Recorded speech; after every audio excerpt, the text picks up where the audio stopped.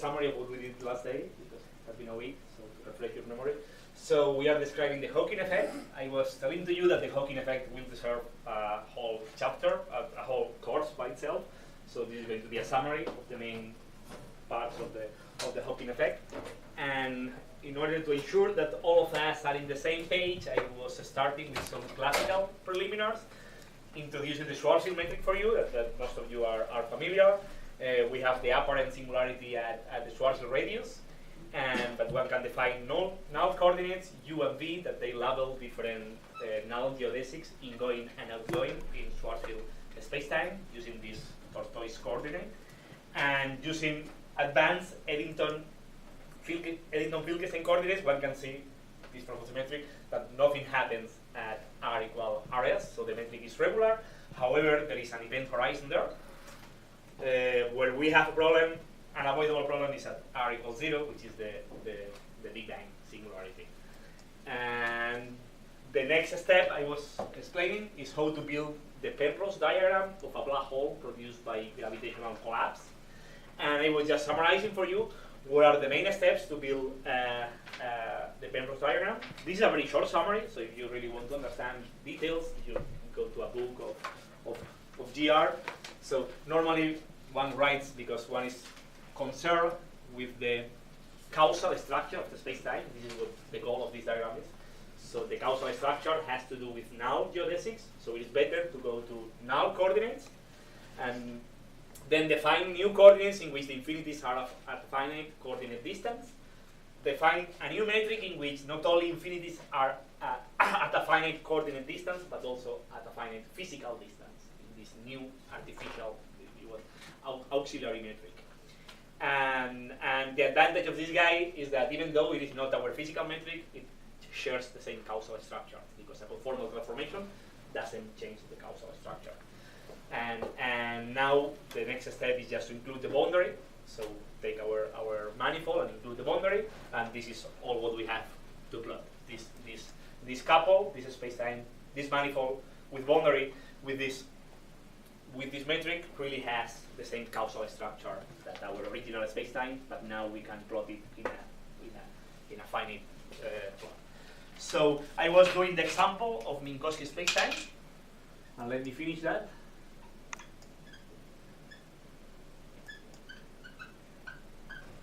So I did all the steps last day. The only thing we finished just writing the Penrose diagram. This is the Penrose diagram of Minkowski spacetime, this simple wedge. And there are a few interesting points and regions here. Let me write them. This is what we call I minus. This is what we call I0. This is I plus. This line corresponds to the old r coordinate equals 0. So if you want, this is the origin of coordinates. And this line here is called scri plus, and this line here is called scri minus. The old u coordinate runs like this. So these lines are lines of constant u. So u goes from minus infinity here to plus infinity here. V coordinate goes to plus infinity here, minus infinity here. And let me characterize for you these special points. I minus is the point in which time goes to minus infinity, is the past, but keeping the ratio with r going to minus infinity. So you go to the space-time back in time, but time runs faster than space. You reach this point. So that means that this point is really the origin of time-like geodesics.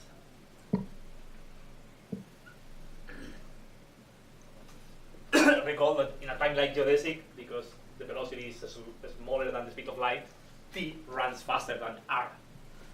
A null ray, t and r runs at the same rate because it's c is equal to so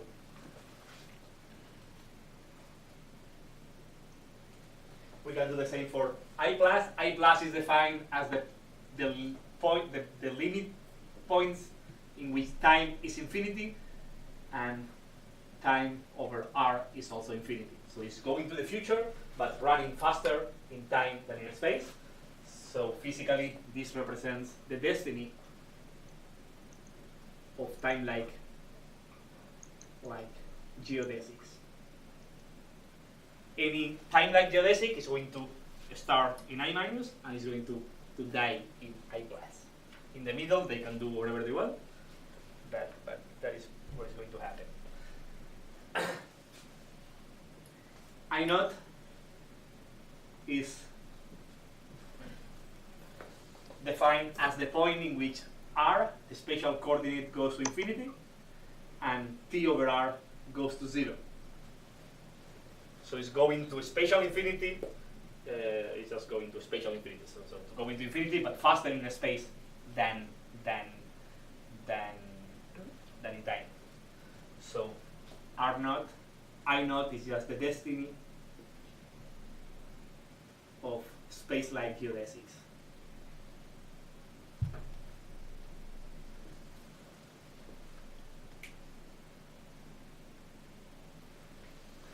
And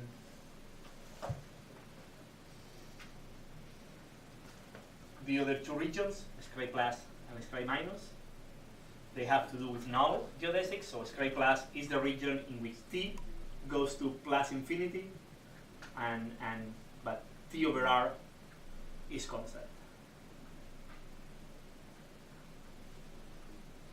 So you go to infinity, but moving in time at the same rate as in space. This is what light null rays are doing. So Scray plus is the destiny of null geodesics, or null cards in general. They doesn't need to be geodesics. And similarly, Scray minus is defined in the same way, but changing t to minus infinity. So Scray minus is the origin of null curves, or let me do it for geodesics, but it's true in general geodesics. So therefore, if I want to draw here for you a null geodesic, remember that the goal of this diagram is that null rays are always at 45 degrees. So we have compactified everything, but keeping null rays at 45 degrees. So a null ray will be originated in Scray minus, always will go towards r equals 0. So it's coming through me, r equals 0, and after will go to infinity again. So this is what a null geodesic is doing. This is incoming, the incoming part of that geodesic, so that V is equal constant.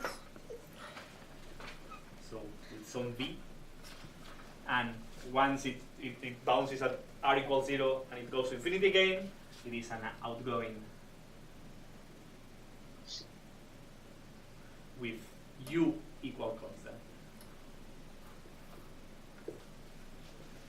So the physical picture is that this is like a shell of radiation, which is originated from time minus infinity, far away from me. It goes to me. This is the origin. It crosses the origin, and it becomes an outgoing wave. So incoming becomes an outgoing. If you want to draw a space-like geodesic, or in general a Cauchy hypersurface, a spatial hypersurface, this is a spatial hypersurface. So it has to end in infinity and go to r equals 0. And now a time-like geodesic always start at I minus and go to I plus. This is a time-like curve or geodesic.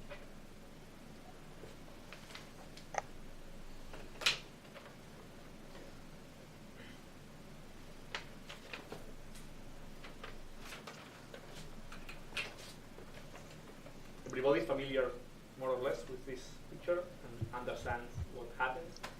If you try to make argument of what is the radius of these points, that is difficult because in this plot R and T are deformed. This plot is made, this diagram is made to have very clear path of null rays, always at 45 degrees. Whatever R and T are doing are not of great clarity. I think this is probably pedantic, but is there such a thing as a space like geodesic? Yes.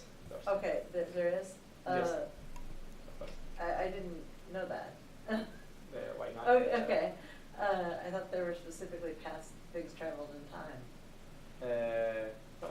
You can define a space like geodesic. Okay. Now geodesic and a time like geodesic. It's just, if you give me any spatial surface and you make 2 points, what is the path with extremal length? Oh, okay. That is a geodesic. Okay.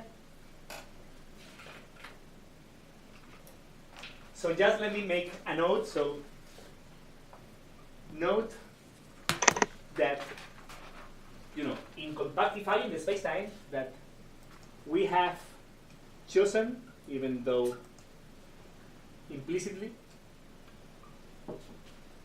to compactify the spacetime in such a way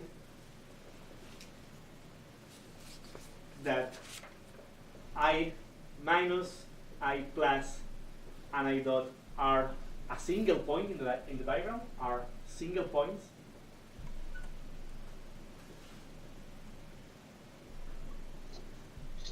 In the diagram,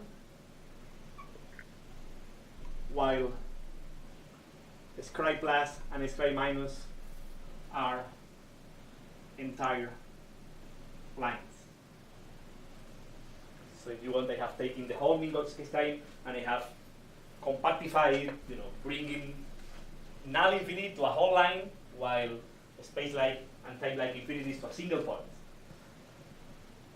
This really is a choice of the way that we choose the conformal factor. First of all, the goal to do this, we prefer to have scribe plus and scribe minus as a whole line, because what we want to study is the causal structure that has to do with null geodesics. So we don't care too much about what happens at time-like infinity and spatial infinity as compared to what happens with null geodesics. This is why we have chosen that compactification. Just to tell you that at the mathematical level,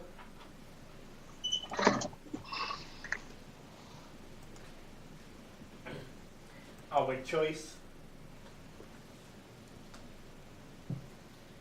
for compactification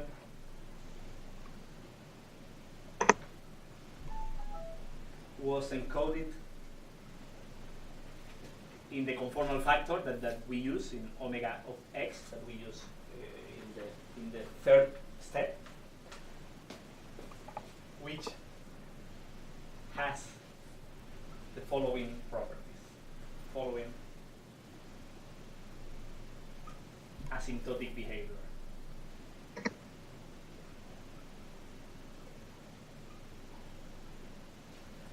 So if you take, I think if you see your notes, omega squared was something like 1 over 1 plus u, the square. I don't remember if the square is inside or outside. Inside. So square 1 plus v squared. This was our choice for omega squared. So just to tell you that you can check yourself that along and outgoing null geodesic. So when v goes to infinity, keeping u constant, you can check that that conformal factor behaves as 1 over v, therefore diverges as 1 over r. If you go to r coordinates.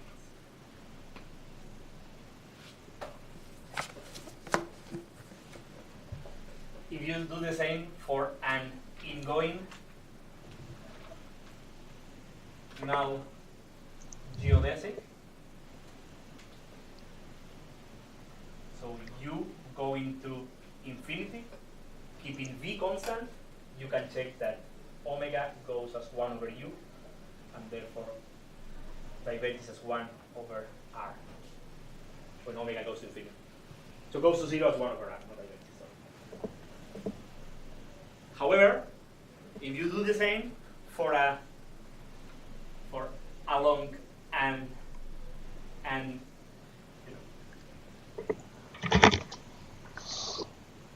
outgoing, or doesn't matter, outgoing doesn't matter. Just let me do it in general. Along a time-like or space-like geodesic, although this is also true for general curves, doesn't need to be geodesic. Omega, if you do the computation, diverges or goes to 0 as 1 over v times u. And therefore, this goes to 0 as 1 over r squared.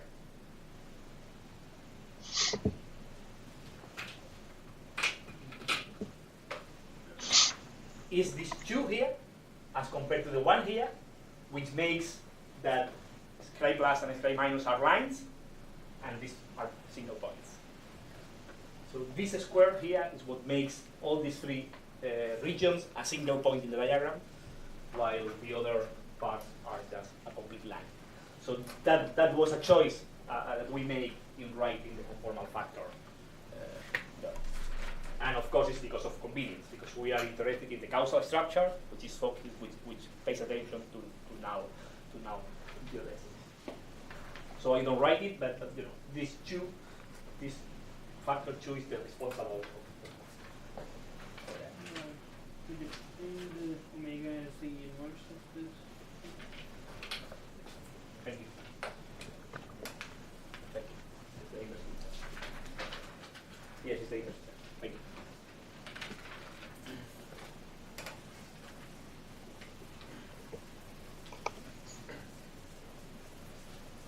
So is this diagram fully clear for you? Because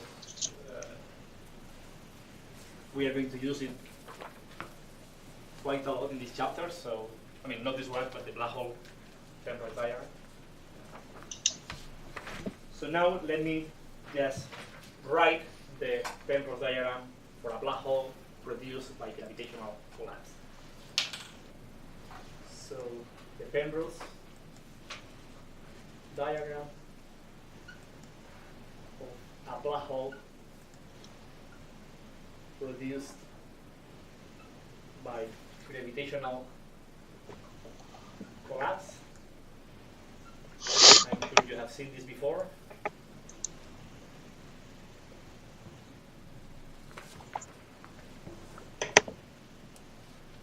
So it has crucial difference with respect to Minkowski. This is the spacetime. This is scri minus, scri plus. This line is still r equals 0, but there is another part of r equals 0 which is now horizontal, and is what we call the singularity. This is why it has a wiggle line. The wiggle line means that singularity, that the curvature blows up there. It's a space-time singularity. Let me take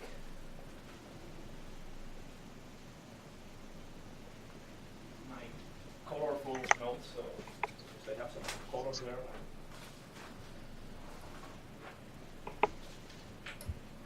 So, first of all, we see here that there is an event horizon. This is the event horizon. Whatever happens inside, you know, if you are inside and you travel as fast as you can outwards, you are going to end up in the singularity. So, therefore, the region inside the horizon can never reach a straight class. So, this region is what we call the black hole interior. is the region where it is physically impossible to escape to scribe class. Mathematically, formally, one defines the black hole as you take the whole manifold and you take now scribe class, you compute the causal path of scribe class, the points which are causally related in the past with scribe class, that will be this region. The difference between the two things, causal path of scribe class minus the manifold, is what we call the black hole. So it's precisely the set of points which are not in the causal path of scribe class.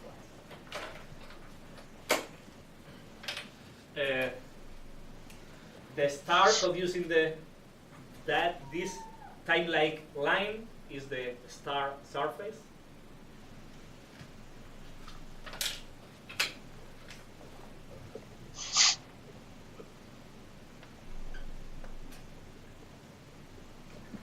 So, therefore, the interior of the star is all this blue region, and this interior, this is not described by Schwarzschild metric. Remember that Schwarzschild metric only describes the exterior of the star, so only applies to the exterior of the star. Again, V coordinate runs here from plus infinity to minus infinity. U coordinate runs here from minus infinity to plus infinity.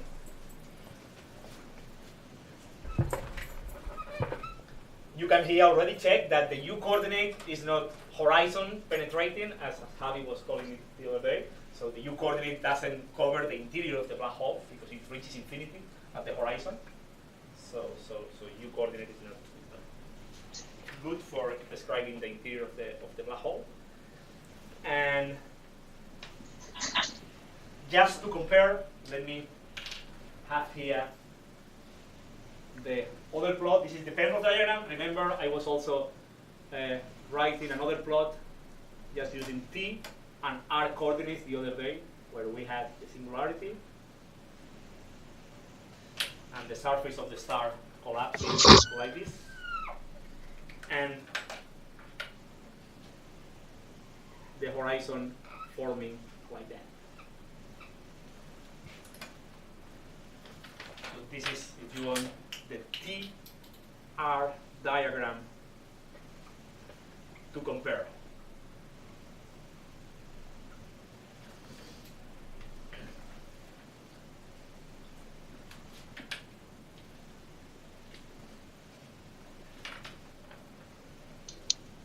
Is that okay?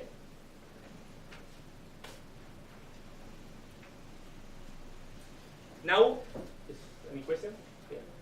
Now let me make, I want to draw a few lines here, different time-like surfaces, and geodesics, and space-like surfaces, and null geodesics.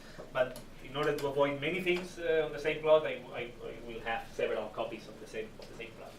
So I just want to clarify my understanding of this thing real quick. The reason that the straight line going up turns into a diagonal line going sideways is because time goes from this direction to that direction, right? Because if you want, light cones are tilted. A light cone here will go like that. Oh, okay. So I am keeping T and R fixed, so light cones get deformed. Here a light cone is like this, 45 degrees. Here a light cone is 45 degrees.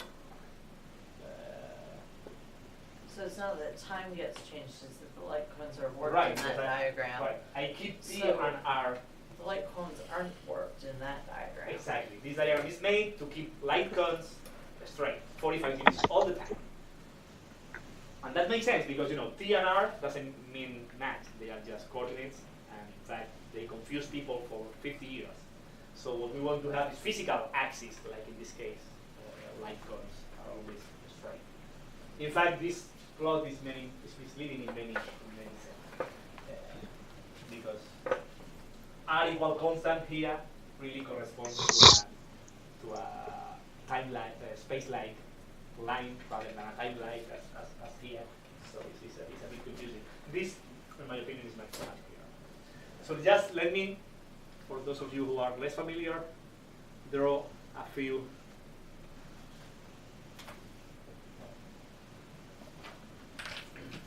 So this is the star collapsing to form the black hole. This is the star collapsing to form the black hole. This was the horizon. The horizon here is a null surface.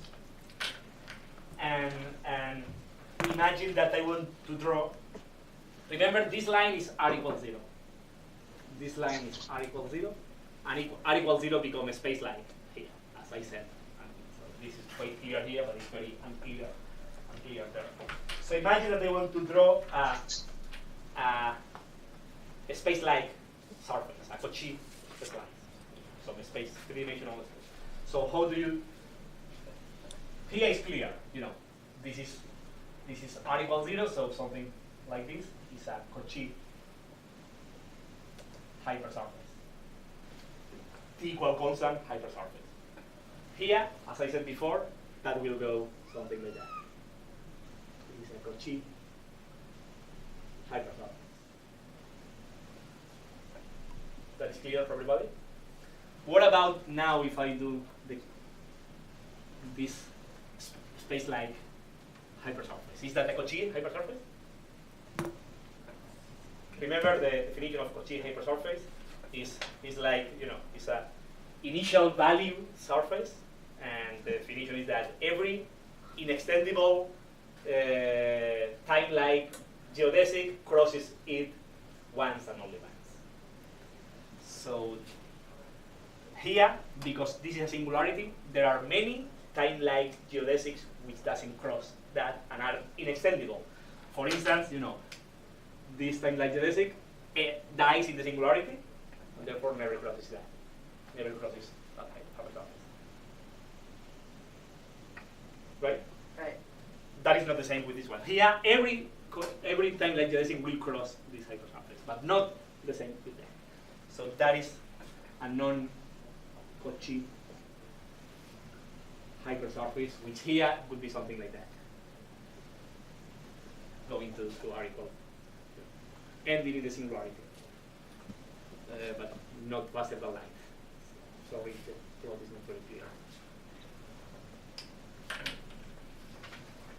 Is that clear? So let me. Okay. So let me do a few more.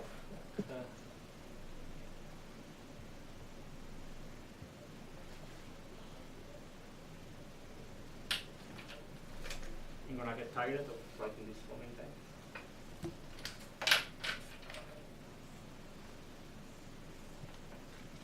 So imagine that now I want to have, I can do also now geodesics. Imagine that I have the following now geodesic. Which color I am using? Imagine that I have here a null geodesic like that. You know, we are far from the high curvature regime, so null geodesics are still at 45 degrees, and they go there. This is a null geodesic 1. Let me call it 1 because I will have another one in a second. So that corresponds to something like this. Now geodesic 1.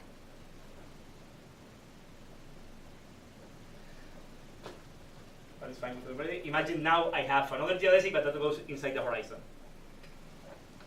Will die in the singularity. Now geodesic 2. How do I draw that?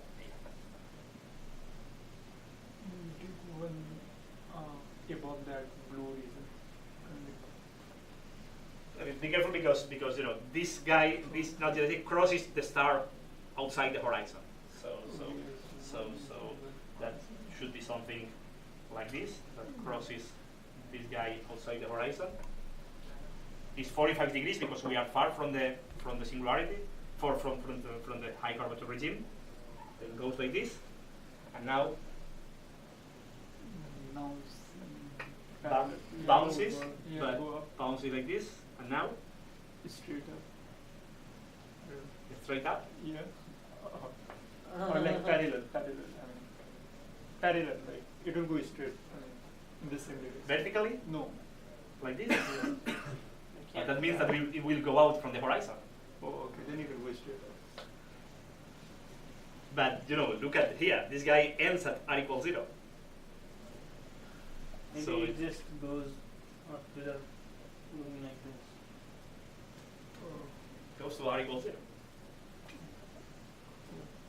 So now geodesic tube.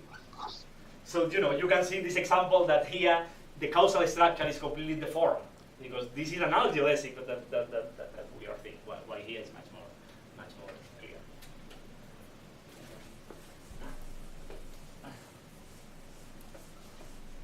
Let me just use the same to have a couple of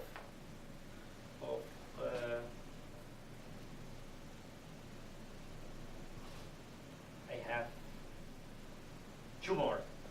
These are time-like geodesics. So imagine that I have a time-like geodesic, which is, which is somebody which is really far from the black hole and is static with the black hole. So something like that. You are in the Earth, the sun becomes a black hole, you are here, you wait forever, nothing happens. So this is time-like geodesic. How is that here?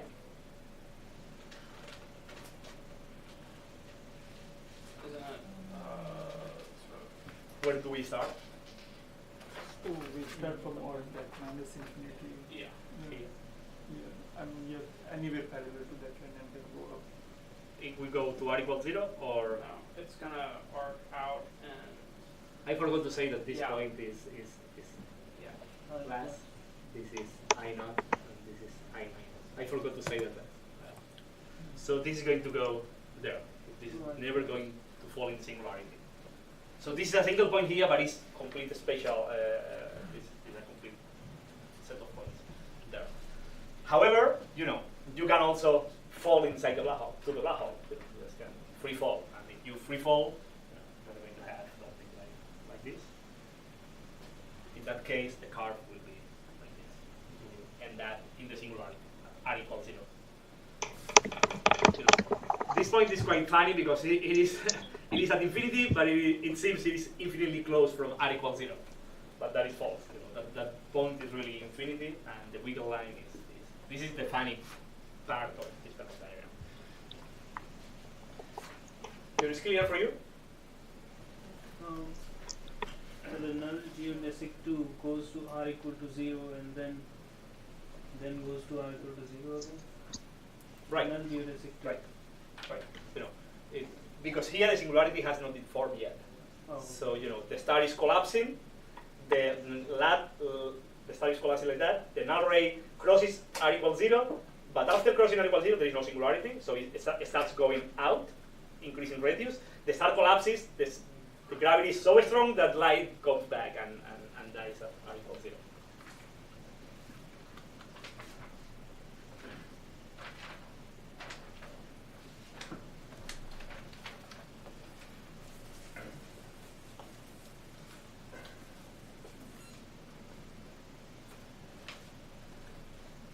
Fine for everybody? Okay. Let's go. This is the summary I wanted to give you about Penrose diagrams, so you are familiar with everything that we will use later anyway. And to finish this section of classical preliminaries, I want to briefly discuss this black hole thermodynamics.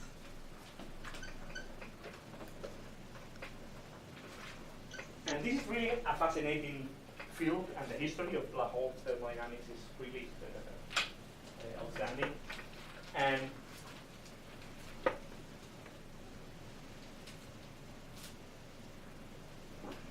so the statement here is that in the early 70s,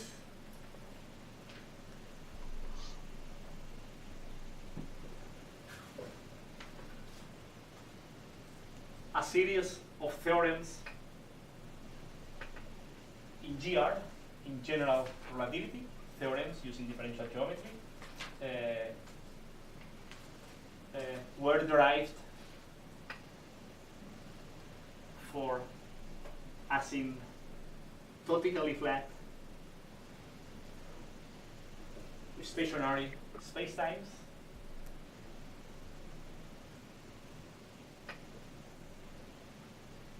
containing a black hole.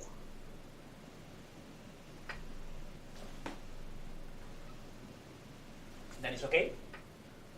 People like to write theorems. The remarkable thing is that these theorems have a remarkable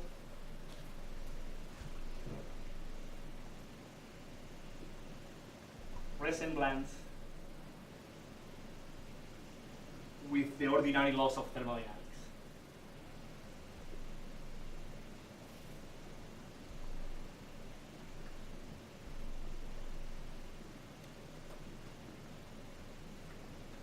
I will summarize what they are.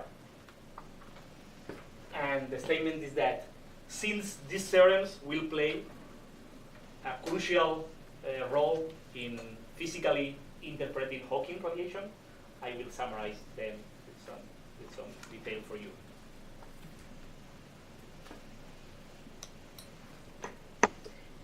But this description will be brief because black hole thermodynamics will deserve one chapter by itself. So if you really want to know more details, go to a more specialized book, Wald GR book, or Wald quantum field theory has a very good technical description of this laws. And you are really encouraged to go there because I find this really fascinating. So what I want to do right now for you is just summarize these theorems and show to you what is the remarkable similarity with the standard laws of thermodynamics, and how that similarity confused people for a while, and what is the resolution of that confusion. But first, I need a definition. We need to define before writing the laws what people call the surface gravity of a black hole. We need to define surface gravity, and I will call it the cat. And so I will define it and then write for you the laws of black hole mechanics. First of all, remember that an asymptotically flat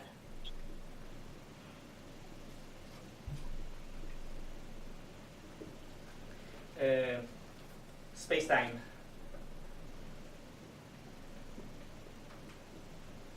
containing a stationary black hole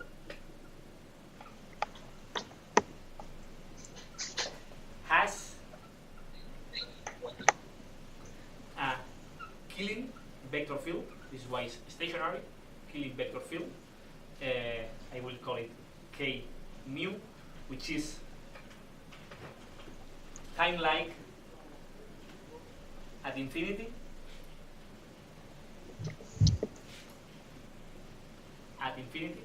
and orthogonal to the event horizon.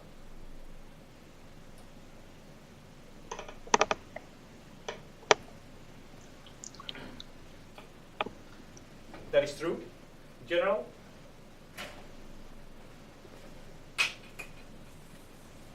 Not completely true for Kerr spacetime, for when you have a black hole with some rotation.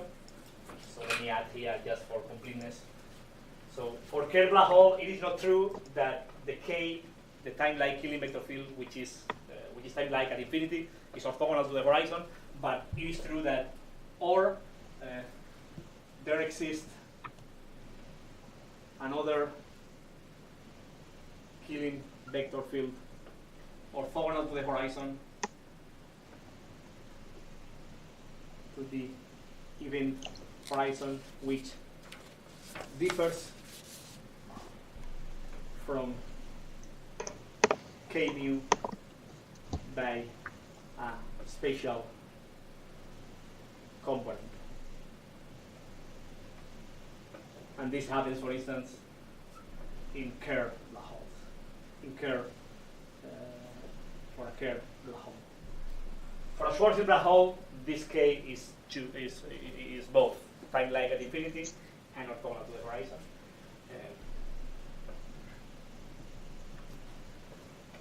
So I just add this comment for completeness. So now the surface gravity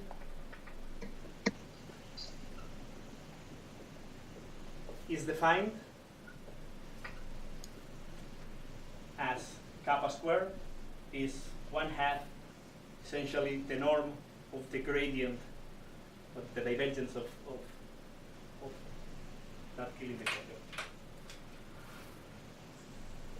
Evaluated at the horizon. Evaluated at the event horizon. This is the technical definition. You take that Killing vector field, you compute the divergence, the force divergence, you compute the norm of the divergence, divide by 2. This is what we call the square of the surface gravity. You will just Is it K square? K square, kappa square. The new should be down. Thank you.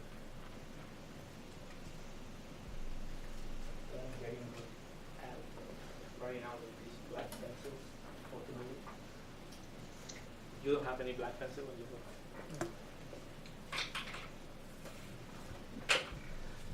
Normally, students have difficulties in giving a physical picture to that quantity. So let me add here a parenthesis to give you some physical intuition what that quantity is. You know, normally, physically, for a star or planet, the surface gravity is defined in a slightly different way. Is equal to the proper acceleration needed to be stationary in the surface. So for the Earth, the acceleration that I need to be steady in the surface of the Earth rather than free falling is 9.8 meters per second squared. 9.8 meters per second squared in the Earth. This is the surface gravity of the Earth. However, you can never stay stationary in the surface of a black hole. However, for a black hole, this quantity diverges.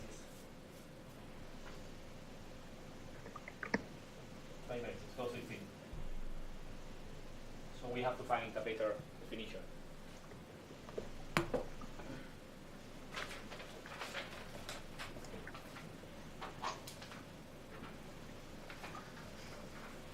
But when normalized with respect to the local redshift, so you take that definition that we normally use for stars and planets, is infinity, you divide it by the local redshift. Remember, the local redshift is, what is the redshift that a photon will suffer from the surface of that wherever we are to infinity. And the local redshift is always the norm of the Killing vector field. In a black hole, the local redshift is infinity. And the same idea, if you divide this usual surface gravity by the local redshift, both infinity cancels, and that is well defined. The limit is fine. It's fine. This is what we call the surface gravity of a black hole.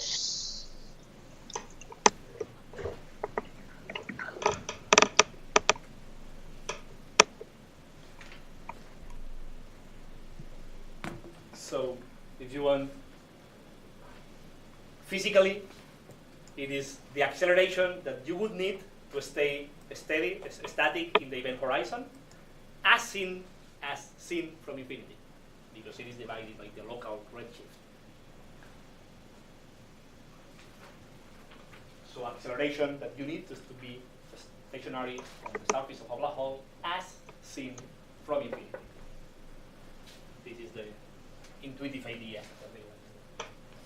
I don't write the sentence because they don't have a space, neither marker. I have to save it. But that is the idea. Some people define it as, if you have, acceleration has to do with forces. If you have a rope on you, I hold it from infinity, and you go to the surface of a black hole, and I have to hold you, so you don't. That force that they have to do per unit mass is precisely the surface gravity, which is equivalent. But so you just said that person you cannot stay stationary at the surface of the black hole. Right. This is why this is a bit a heuristic, because what do you mean by acceleration as seen from infinity? What really means mathematically is the ratio between this standard surface gravity plus the local redshift, which both goes to infinity, but the ratio becomes constant. So this is just a heuristic explanation. No, but can you hold a person like this with the rope? If the person is If you have a strong enough rope, man. if you are strong enough and you have a long enough rope, probably. With the infinitely long rope. Okay, so with this definition, redshift, that the intuition is that the acceleration on the surface of the black hole, we can write the loss of black hole mechanics. Loss of black hole mechanics. I mean, the whole laws, they are beautiful because they are just theorems in general relativity. They are rigorously formulated. They were derived by Hawking, the area law, in 1971, and then Bardeen, Carter, and Hawking in another seminal paper 2 years later. So we have the zero law of black hole mechanics. So this is not thermodynamics, this is the loss of black hole mechanics. The surface gravity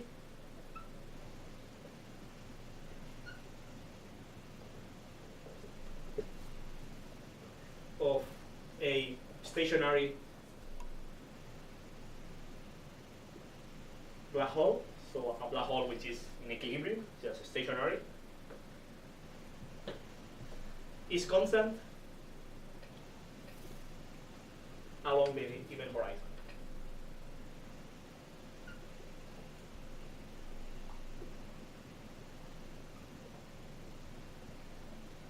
So R equal Rx.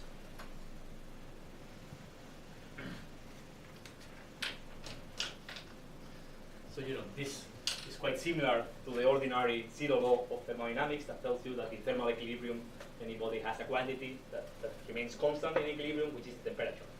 So this is quite similar to that. What people call the first law of black hole mechanics is the following. Consider two stationary, so two nearby configuration. I will tell you what nearby configurations of a stationary black hole, and whose masses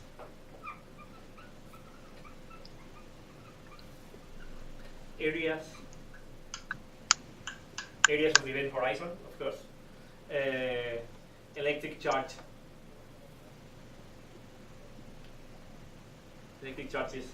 and angular momentum You know that a black hole is uniquely characterized by the mass, the angular momentum, and the charge. So I don't need to describe more quantity. Differ by delta n, delta A, delta electric charge, and delta angular momentum.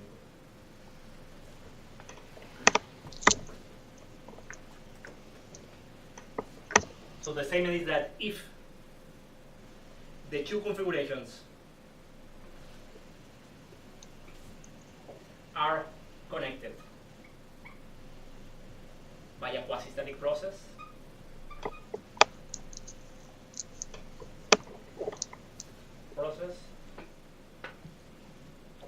the following relations hold.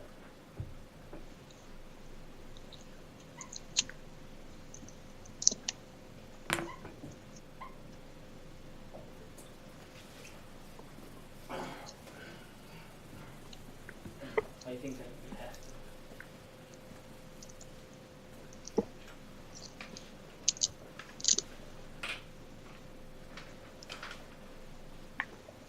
Delta M is equal to kappa over 8 pi g delta A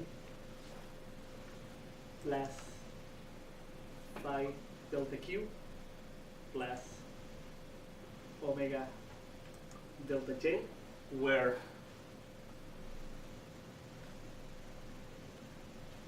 capital phi is the electrostatic potential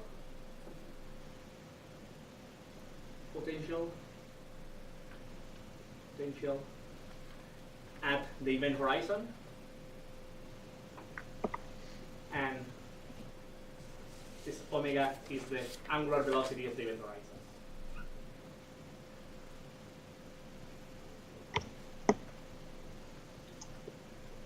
Which can be rigorously defined in GR. I'm going to switch colors because I don't have any black marker. And you can see that this law is quite similar to the formally to the first law of black hole thermodynamics. Second law,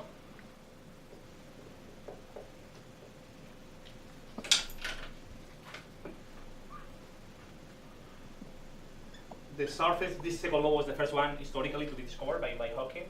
The surface area A of the black hole event horizon never decreases with time.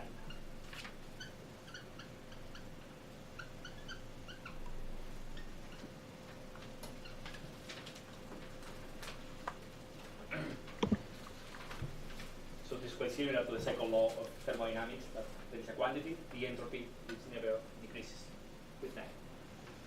Of course, there are assumptions for this theorem. The assumptions are the weak energy condition hold, weak energy condition hold. That means that, you know, the 0,0 component of the energy momentum tensor in any system of reference is larger than 0 in any coordinate system. Remember that the 0,0 component is always the energy density. So if the energy density is positive, and this is what happens for ordinary matter, then that is true. The second assumption is that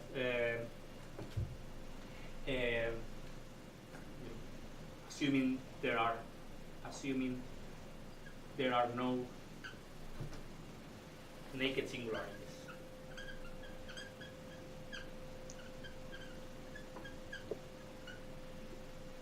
These are the two assumptions.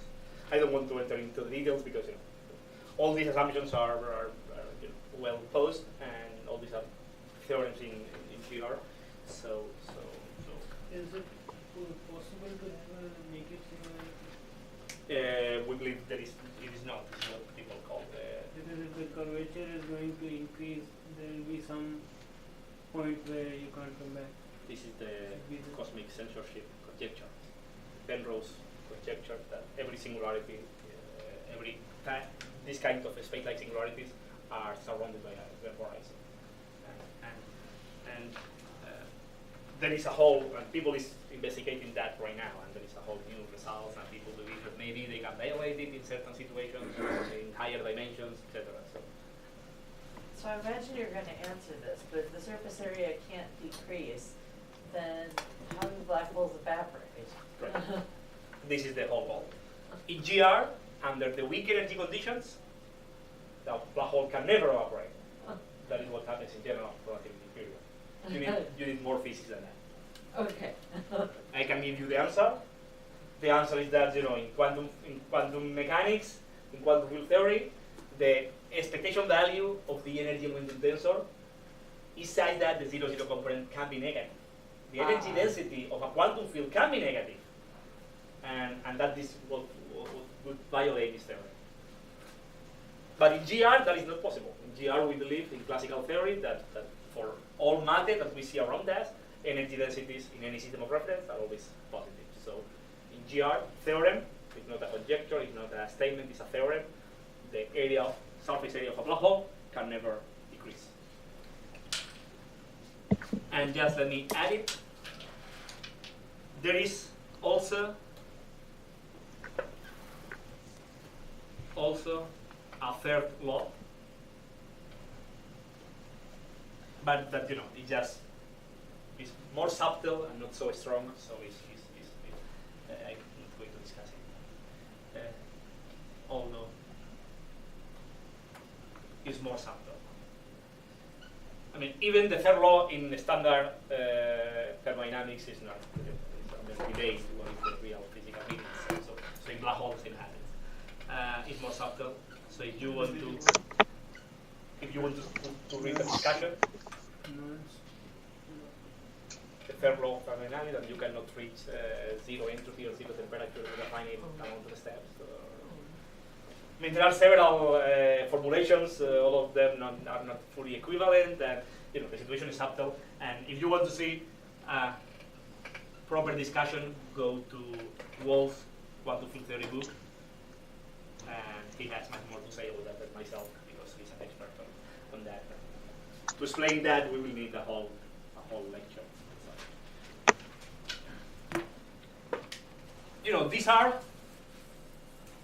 These black hole mechanics law, and as you can see, they are in remarkable agreement or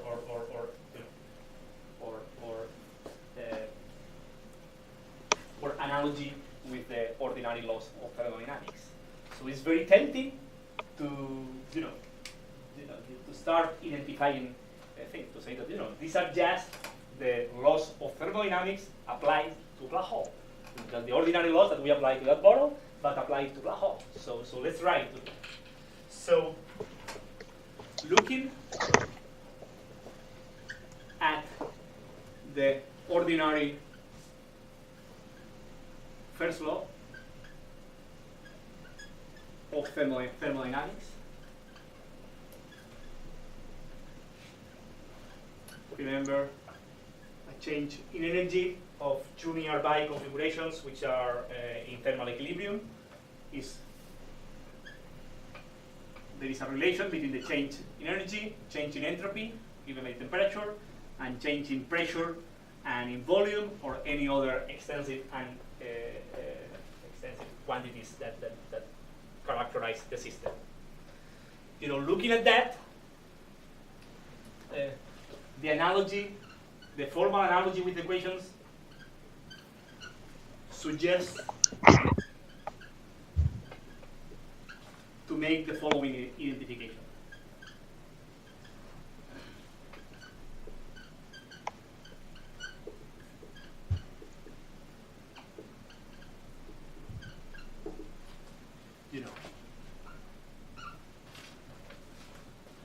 Delta E seems to be suitable to identify it with the energy, the thermodynamical energy of the system.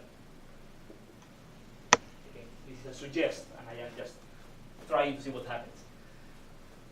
This T has to do, because of the first law, this kappa is playing the role of T, or something proportional to kappa is playing the role of T. And because of the second law, something proportional to the area is playing the role of entropy. So we have here constants. So the constants can be divided between the area, also between the entropy and the temperature. So let me put kappa over 2 pi g on for the temperature and the area with the entropy. But in principle, we can have a constant alpha and alpha here, and that with alpha a constant. So this is the most generic way of separating them.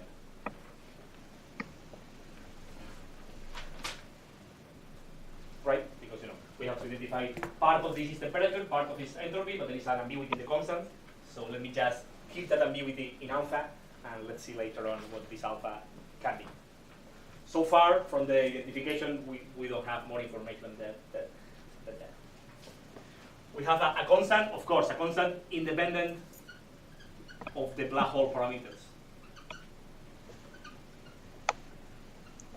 So cannot depend on the mass, cannot depend on anything, can only depend on on g, the Newton constant, the speed of light, Boltzmann constant, just nature constant. Cannot depend on the mass, of course. So the question is if this identification is really physically reasonable or not. At this moment, what we have is a set of theorems, and they seem to be quite similar to the thermodynamics. So can we really say that the mass is the energy of the system, that kappa is the thermodynamical temperature of the system, and A is the physical entropy of the system? Can we say that? Okay, let's see. First of all, the identification of M with E, do you think that is reasonable or is something physically crazy? That's totally reasonable. It's very reasonable. In fact, in GR, the mass is the total energy of the system in asymptotically flat spacetime. So, in fact, in GR, M is the total energy.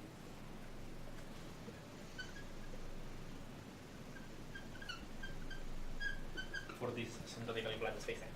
So we are fine with that. So this seems to be a real physical analogy, not only a formal analogy. What about the other one?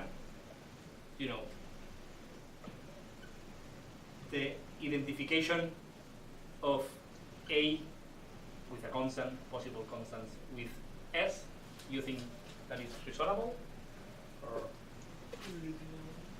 As A cannot decrease. but this is what suggests this comparison, but the fact that something cannot decrease doesn't mean that there is a physical entropy of the system. Physical entropy has some specific meaning in thermodynamics.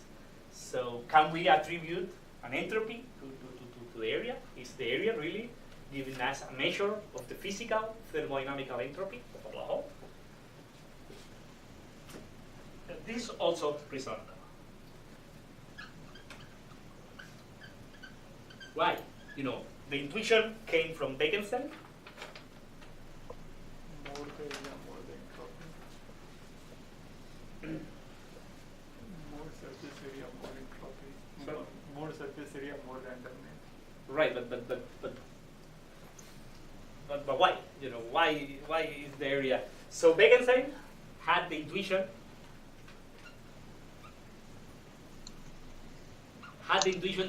That must be the case if we want the standard laws of thermodynamics applied when we have a black hole present. Why? Because otherwise, this cap has some entropy, water is warm. Thermodynamics tell me that entropy always grows in the universe, but if I have a black hole, and the black hole doesn't have any entropy, I take this, I throw it in the black hole, the entropy has disappeared from my universe, I have decreased the entropy. So the only thing to keep the second law of thermodynamics being true in general in the presence of a black hole is that, when I throw this to the black hole, this has mass. The black hole mass will increase by the mass of this cap. The area is proportional to the mass, so the area will increase. If the area is the entropy of the whole universe will increase. So Bekenstein realized that such a relation must be So why not volume, why area? hmm? Why not volume, why area? because it's really the area of the black hole which always grows. We don't have. No, I mean like when we are telling that for making this argument. I mean, you have this theorem, Yeah. and this area what appears there. That's Yeah. This is the way a black hole forms. This is what GR tells us, that this relation happens with delta A, not delta volume. That's a good question. Why in GR? And even more because these laws happen to be true in any other theory of gravity, which is diffeomorphic invariant. So why the area is what appears there or not? This is one of these information problems, holography, etc. So Bekenstein realized that such a relation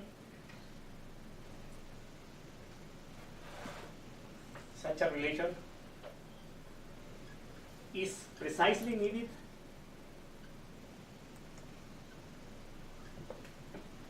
for the ordinary laws of thermodynamics to be valid in a universe containing black holes.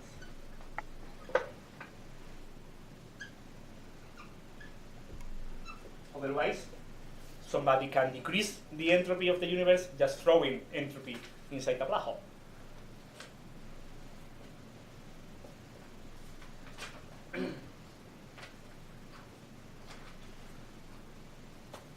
So then he proposed the following.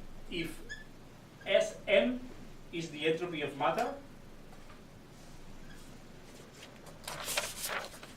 of ordinary matter,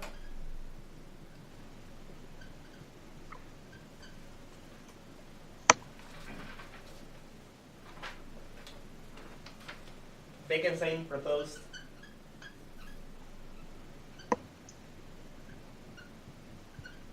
normally if we don't have a black hole, thermodynamics tell us that delta Sm is larger than 0, always increases.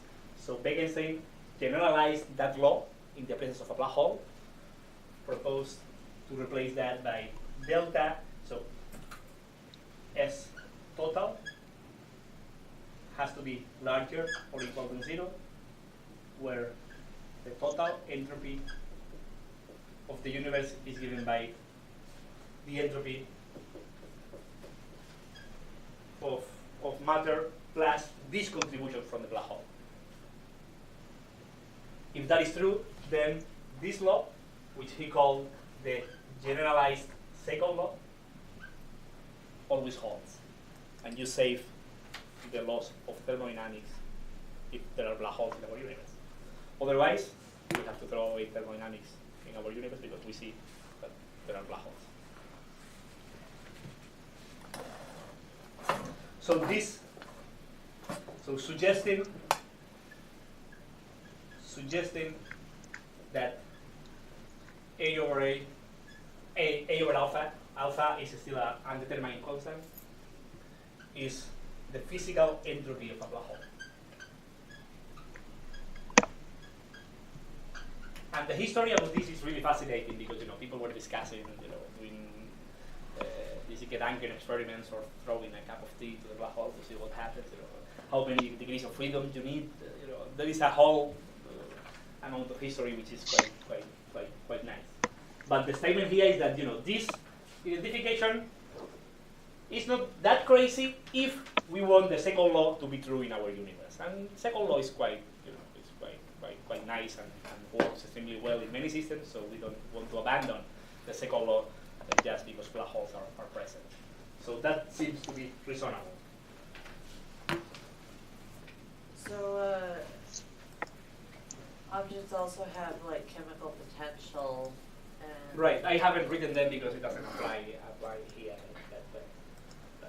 But do they lose that property when they go into a black hole, or? No, in principle. Which property are you referring to? Well, chemical potential. So when you write out when you write out the thermodynamic equations, there's a third term that goes with it, right? The mu dn, or n d mu, depending how you write it. And mu is the chemical potential, right? Mm-hmm. So I don't understand chemical potential very well because my thermodynamics isn't very good. But I think it's something that has to do with how it relates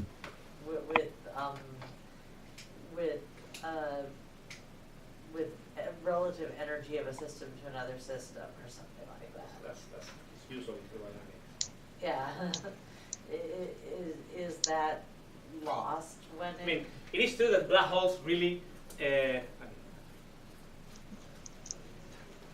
really deep question, I think, is still under debate. For instance, if you throw bosons to a black hole, it's going the black hole to remember that, and that should, so bosons compared to fermions is going to black hole to remember that, and therefore we need this additional term having to do with the particle, with the species of particles that we throw away. In at least, in the standard formulation of the non-Herr theorem, that is lost inside a black hole. You ask me if I believe if that kind of information is lost, probably not. There must be some additional degrees of freedom provided by some new Herr to the black holes, probably on the lines of this last discussion by Hawking, Schrödinger, etc., that we provide those degrees of freedom. That is in general a good question. But in the standard formulation, this doesn't play a key role. But it's a good question, and I believe it's still an open question.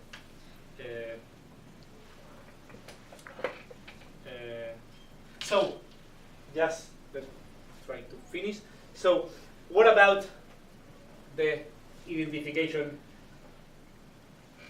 So, identification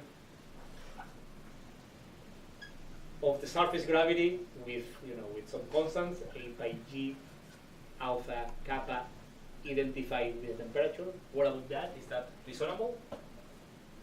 Reasonable. Why? It comes along with entropy. Right, but but the question is, if that can be physically identified with a thermodynamical temperature. So I mean, like this kappa is surface density, right? Surface gravity. Yeah, surface gravity, and T is also intensive quantity. So in that right, but but thermodynamical temperature means something clear. That you take the black hole and you put it in the ocean, you will reach thermal equilibrium. This is what temperature means thermodynamically. But if you put a black hole inside the ocean, the black hole will eat the ocean will disappear, and you can repeat that as many times as you want. The black hole will never reach thermal equilibrium with anything, So this is what we are discussing. Mathematically, we see an analogy, but can we extend that analogy to real physics? Is this really kappa, the temperature, the physical thermodynamical temperature of the black hole, or is something only some quantity which mathematically behaves as a temperature? This is the question that we want to ask. In GR, this is completely not reasonable. Black holes in GR are perfect absorbers.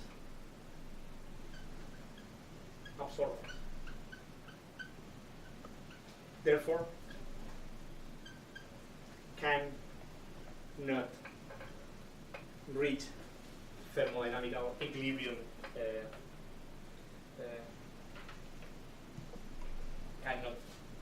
Cannot reach thermal equilibrium.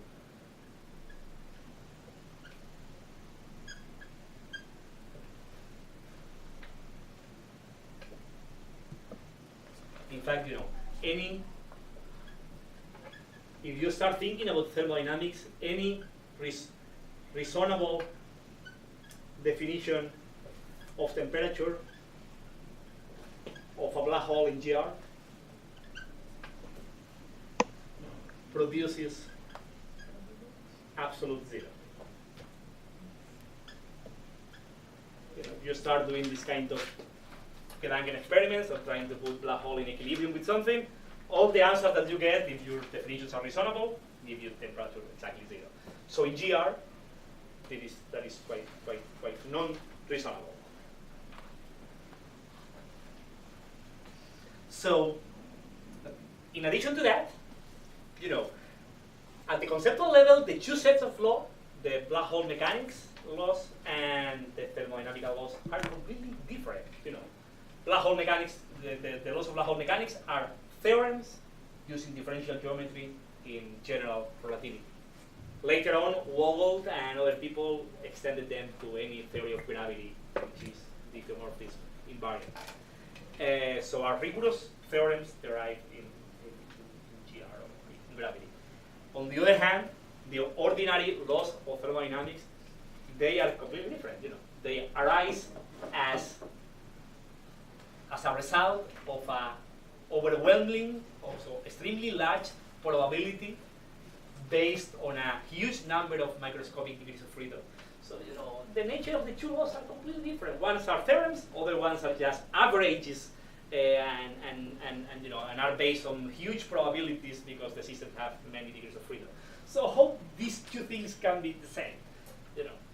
That together with this temperature analogy made people in the early 70s to believe that that this is just a curiosity, mathematical curiosity, that the properties of the black hole satisfy equations which are formally similar to the laws of thermodynamics, but there is no physics behind that analogy. There is no reason to believe in GR that A represents the physical entropy of a black hole, that M represents the energy, so we cannot relate that. But we cannot accept that K represents any thermodynamical temperature of the black hole. You first. Can we count? Okay. Is there any?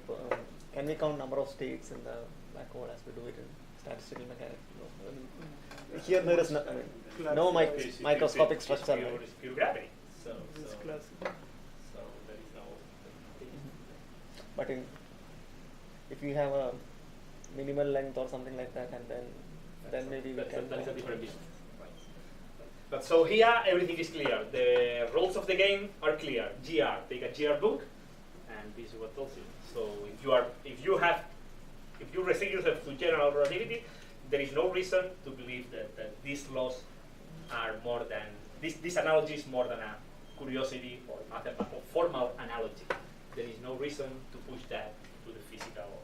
When was it known that black holes can evaporate? Like when was this? 75, the end of 74, beginning of 75.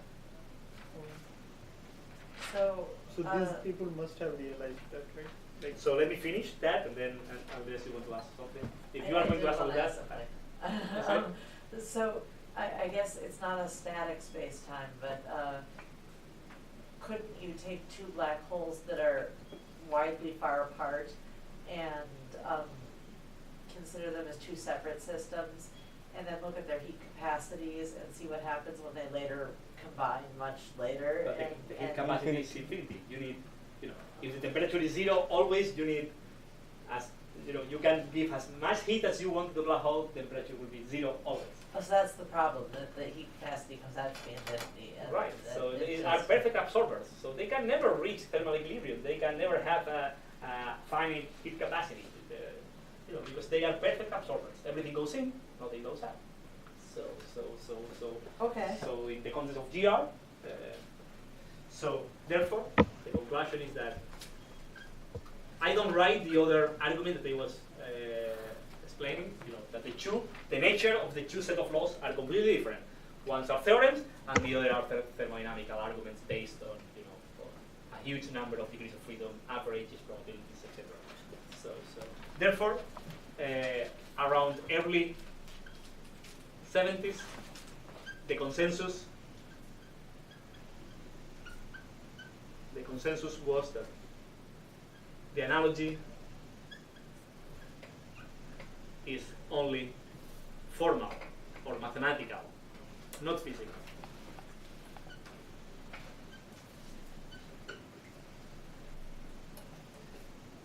The situation changed radically with Hawkins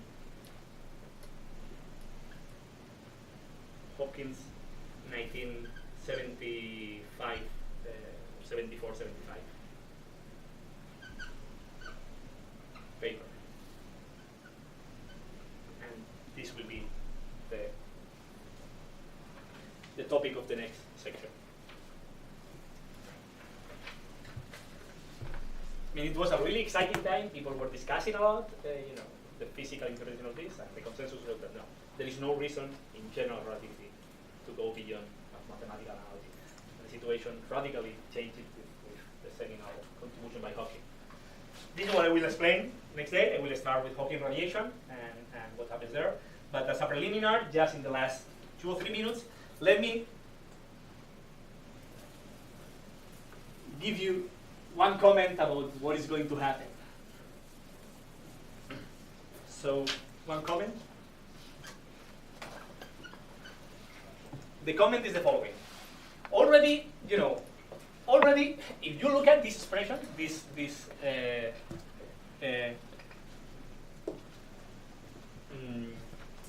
relations, if you do dimensional analysis, you realize that, in GR, it is not really possible to make this stuff to work. First of all, alpha, in order for A over alpha to be equal to an entropy, alpha needs to have dimensions of length squared divided by Boltzmann constant. In order area over alpha to be an entropy. Constant Boltzmann, okay, we have a constant in the universe. But can we build units of length with the fundamental constants that we have in this game? The same is with C and G, the speed of light, and the Newton constants. These are the 3 fundamental constants that we have in general relativity or in classical physics. It's not possible to build something with dimensions of length. Just impossible. If we include edge scrolls, It is impossible to build units of length. So just dimensionally, there is no way we can make that an equality. However, Siddhartha is suggesting, if H bar enters into the game, we can build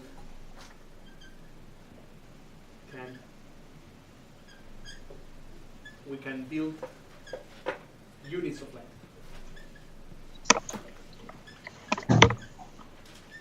If you take the Planck length, which is root square of G, H bar, C, this has units of length.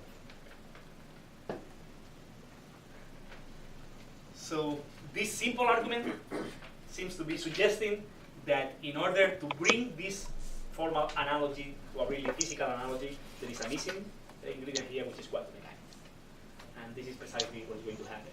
Hawking introduced quantum mechanics in the black hole context and showed that once you do that, the black holes acquire a physical temperature, black holes radiate as black body, and therefore this formal analogy can be completed, can become really a physical analogy. S, A, the area, can be interpreted as the physical entropy, the M as the energy, and kappa as the real physical thermodynamical temperature. But one needs h bar to do that, and this is what we will describe next day. Again, if you have the chance to read about this history, it's really fascinating. You can smell already how much physics is contained in all these discussions. Gravity, quantum mechanics, thermodynamics, it's extremely rich, and people debate it a lot, and I think the global picture is quite beautiful. And Hawking result really, when Hawking published the paper, a new window was open, and that window is still open today. This was understood, but new questions also were. Was this like first direction towards quantum gravity, or like? No, we are going to do just quantum field theory in quantum spacetime. So you don't need quantum gravity to make this analogy, to make this physical analogy. No, I meant to say like demand that gravity should be quantized. Like when was first perceived by community? Like this question. No, I think that was even before that. In the Big Bang singularity and all, people don't have The fact that you have singularity is nice before that. And just Einstein equations, if you have geometry, G nu, proportional to T nu, we know that matter has to be quantized, so it will be extremely weird. Some people believe that is possible, that you can have quantum matter in a classical term. To me, it seems extremely unlikely that gravity becomes classical. And the Big Bang singularity, the black hole singularity, black hole thermodynamics also suggests, once you accept that the black holes have entropy, the question is what are the microscopic degrees of freedom? We know that entropy arises from microscopic degrees of freedom, but black hole is made of gravity. So what they are, probably quantum gravity has to tell us what are those degrees of freedom. So all this really suggests that gravity must be quantized. There is no global agreement in the community. Some people believe that gravity is a classical, but I don't believe that. Obviously, don't do that. You can't afford to. If I believe that. Is it possible to have a place where you don't have curvature is finite but geodesics don't extend? Like that curvature doesn't blow at, that curvatures are. but geodesics come to an end. It is possible. Yes, it is possible. There are many ways of doing that. If you just modify the topology, you make a hole in a space-time. If you remove a point But in the Cosmic that space-time. would be the edge of the. Right, it will be the edge. But people who dedicate his life to play those games, they have crazy examples. So all these crazy things that you can imagine may happen in GR. So, but for any physical singularity, the curvature must blow up. Otherwise, it's not a physical singularity. This is what happens for black holes and for the universe. I don't want to make claims in general because, again, somebody can come tomorrow with an example of some weird space-time. So, if you ask me if a geodesic is inextendable, if and only if curvature blows up, I would say no. Also, I forgot to mention something. I didn't. Okay. The next page. It's related to that. Okay, so this is the summary of the classical theory. I went a bit fast, but there is so much material here that I have to keep moving. So I hope the summary is good enough for you to understand the global picture and to motivate the importance of Hawking radiation and the physical implications. Next day, we will start with Hawking's derivation in a simple situation and then generalize it